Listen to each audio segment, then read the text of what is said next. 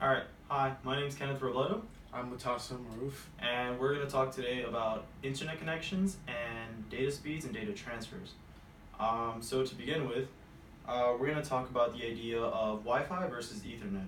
And to begin with, we'll just describe what each one is. You can start off with Wi Fi. So Wi-Fi is mainly used for a portable device, and like basically have an internet in any portable device whatsoever by connecting to like a Wi-Fi, basically connecting to Wi-Fi. Yeah. And Ethernet, on the other hand, is the so called manual way of connecting to the Ethernet through Ethernet cords, which I have here, which is a Cat5e cable, one of the most commonly used and bought ones on the market. Cat5e cables allow for faster speeds than Wi-Fi allows because, like I said before, it's this form of like manual connection where you're actually connected to the source of what provides the internet. So, in order to describe how we analyze speeds for whether it's Ethernet or Wi-Fi, we use this site called Ookla, and Ookla is this site right here, just as seen in the videos. On this site, we have ping. Ping measures the speed in which a host is connecting to its destination. So here it says 14 milliseconds, which is extremely fast. That's how long it takes for one piece of data to be transferred to another piece of data in some remote area. So basically what we can see this laptop is connected to the Wi-Fi, whereas in the desktop it's connected to the Ethernet. And what we can see is that through Wi-Fi, the internet speeds, download speeds, and upload speeds are much slower compared to Ethernet. And therefore, if an individual really wants a high-speed connection, we really recommend that an Ethernet cable is used in your device. Yeah. So, given that we're on South Campus, it is notably slower than the connections in North. As you can see here, we reach only about 100 megabytes per second.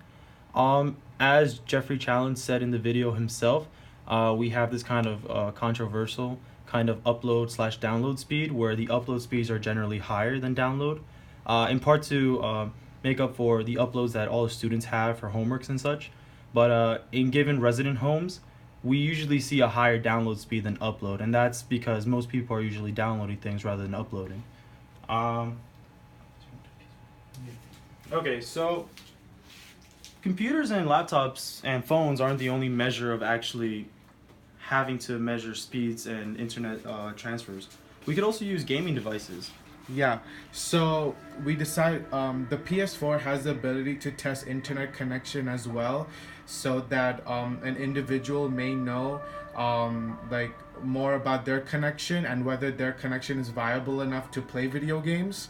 And so therefore we see right here that the PS4 attempts to obtain an IP address, and then it tries to connect to the internet, and then the PlayStation Network is designated so that they can play games.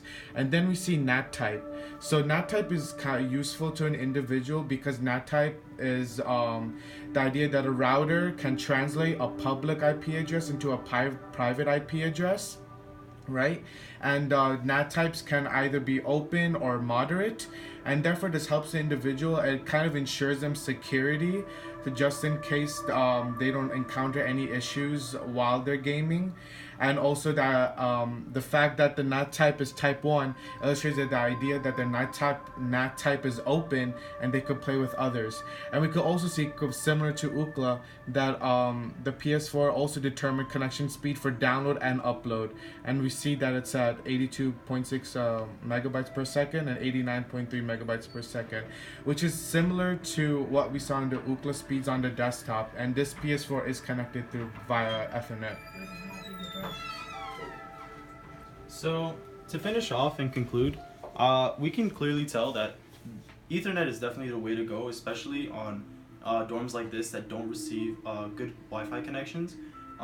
Just through these two, the laptop and the PC, Ethernet definitely clearly wins by a great margin. So we definitely recommend using Ethernet.